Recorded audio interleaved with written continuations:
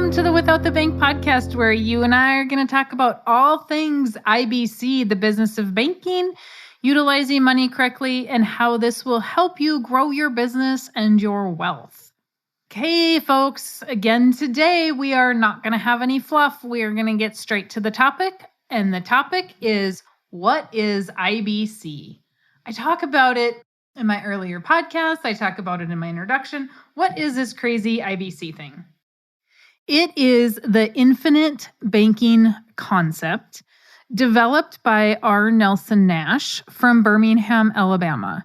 Nelson is not with us anymore. He passed away a couple years ago at the age of 88, which is fairly significant if you are into crazy little symbols. And the infinite sign is almost the same design as an 8 laying on its side, right? And so he passes away at 88. Pretty cool.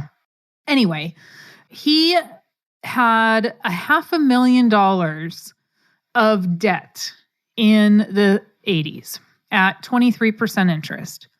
His business partner was going bankrupt and said, oh, hey, by the way, you get to inherit another $300,000 of debt at 23% interest. Good luck to you, my friend. I don't know if that's what he really said, but I could imagine the conversation. Nelson had no idea how he was going to get out of that. And so through hardship always comes an answer. And Nelson said that all the time, and that is something that I firmly believe. When we are put in a position that we have got to figure something out, we will do it. But until there is pain, we will just continue to do what we're doing.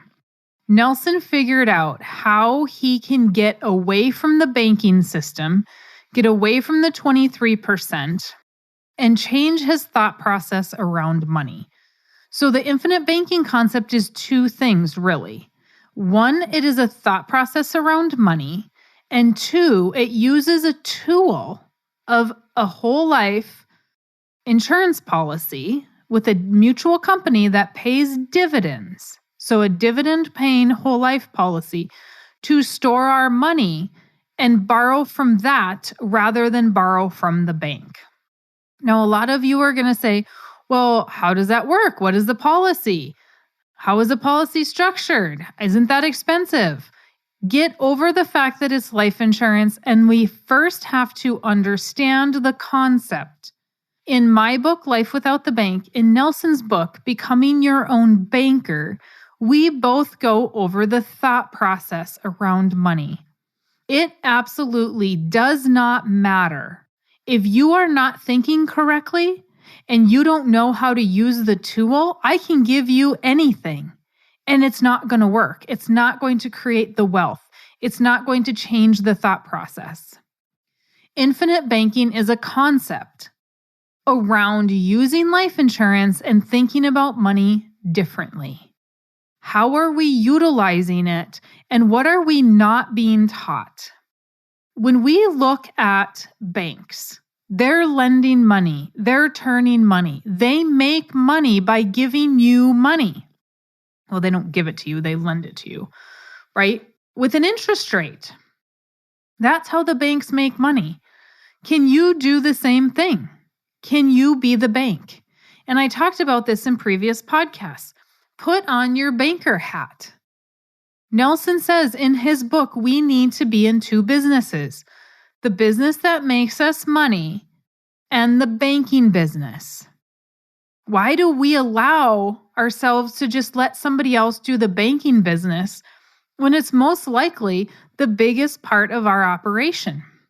The biggest part of our business is the money that flows through our hands. In life in general, if you are an employee listening to this, how much money actually goes through your hands in a year? Goes through them versus how much you save. What we're trying to do is figure out how to make the best rate of return on what we're saving, and we don't look at how we can utilize the money going through our hands differently to make us more money. Because that's not how we're taught to think. We're not taught to think that, oh, do we really need that new toy? Do we really need to buy something to avoid taxes as a business owner? Should we really be putting money in a 401k and IRAs? As a business owner, should we really be offering our employees 401ks? If they're not accepting the 401k or they're not utilizing the 401k, why? Do they need liquid money today? Do they not believe in the investments? Do they want properties instead and they're real estate people? Why are they not contributing? Am I really getting a deal by giving them money as a match? We are not taught these things, right? Who makes the rules? Those with the gold. Who knows how to create the wealth? The wealthy. The wealthy are not doing what we're doing. The wealthy have a different process. They think differently. But we are usually so jealous and angry that we don't ask them what they're doing. And you'll most likely hear me talk about it in future podcasts that jealousy kills curiosity. We stop asking questions in exchange for being annoyed that they're driving a nicer vehicle, they own a nicer home. So we are going to, in this podcast, we are going to dive deep into this infinite banking concept. You are going to understand the thought process behind what we're doing before we really get into what is the life insurance side of this? Why is that? Right? And I'll just give you a little sneak peek. Why do we use life insurance as the banking tool? Why don't we just use a savings account or a coffee can? Because when we put money in a savings account and we take that money out, we stopped earning interest on it. When we put money in a life insurance policy, we borrow against it and it's collateral. So we continue to earn uninterrupted compound interest until the day we die because our money doesn't actually leave our account. We leverage our dollar by using the life insurance company's dollar. And in my book, I go over exactly how this works.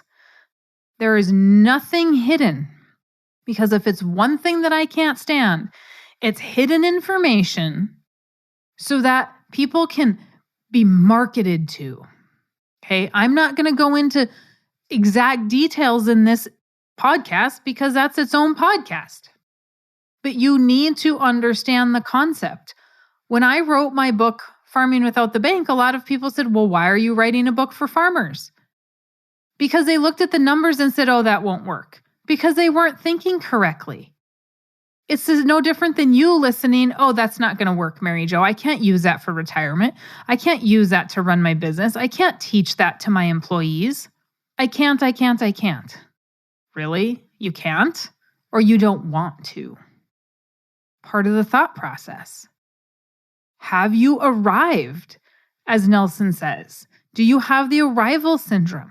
Do you think you know it all and you don't have to know anymore? That might drum up some questions, right? Because now we have to do a little self-reflection.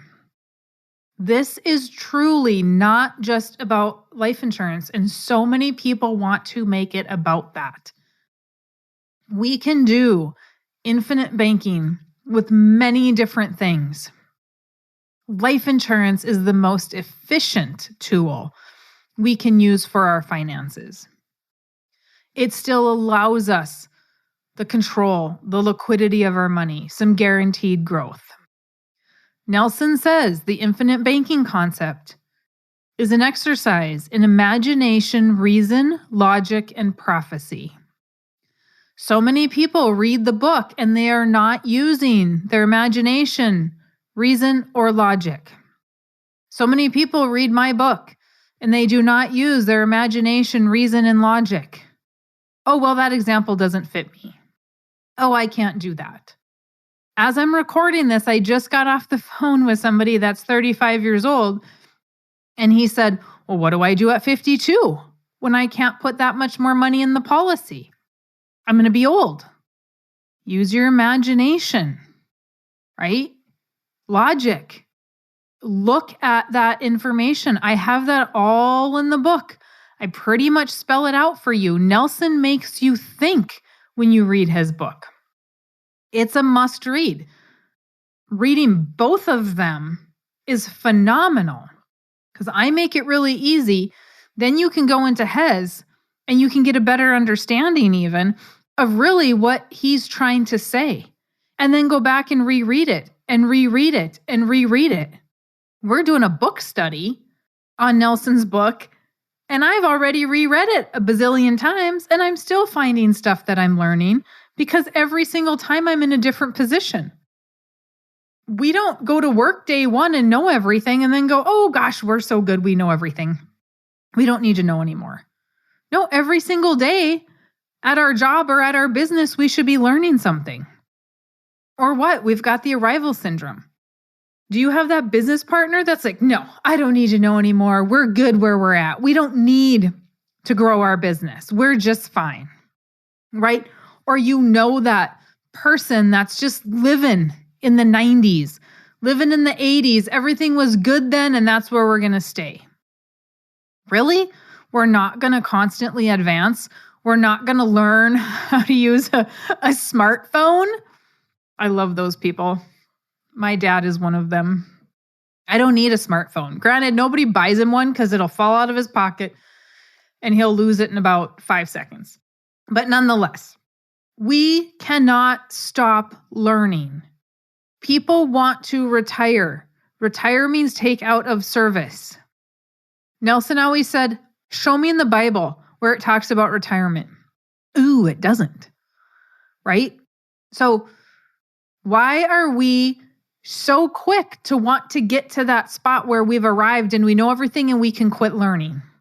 Most of your millionaires are readers, listeners of podcasts. Most successful people are constantly educating themselves.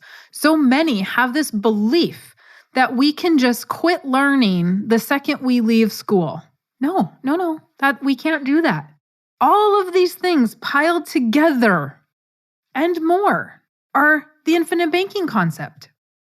How much of that did I talk about life insurance? Hardly any, right? Because if we aren't thinking correctly, we are never going to have money. If you work all day and gamble all night, you're not going to have any money. People that have won the lottery are broke within 5 to 10 years. Why? Because they never understood how to have money. They never understood how money works. We have to understand finances. We need to think differently. And then we will have money. And then we know what tool to use. And then we know how to use it. And then we have a coach to teach us along the way. And that, my new friends, is what I'm here for. To share this knowledge as we go. If you want to know more before the next podcast, and you just can't wait, and you want to have all of it right away, go to withoutthebank.com, grab your Life Without the Bank book along with Nelson's Becoming Your Own Banker, get it in a bundle, read it, and then we can sit down and visit about how is that going to work for you? What does that look like? How can you apply this to your life, to your business? And we're going to talk about that all for free. I don't charge you for the 1.5-hour consultation. You're going to get emails. Schedule your time to visit with me after you've read the book. I will not talk to you before you read the book because you have to be in the same mindset to understand what we are talking about. The majority of your questions are going to be answered in that book. Am I here trying to sell books? No, because authors don't make any money. It's a horrible, horrible way to make a living. Read the book, though, unless you've arrived and you don't need to. But this concept is super, super important to understand. Go to withoutthebank.com, grab your book, and then I'm excited to talk to you to help you understand more, to answer those questions. So thank you very much for tuning in. I hope that you have been enjoying these and that you continue to come back. Please let me know if there's ever anything that I can answer for you. MaryJo at withoutthebank.com. there's ever a subject that you want addressed, and I am happy to get those answered for you. But until the next podcast, you guys have an absolutely fantastic day.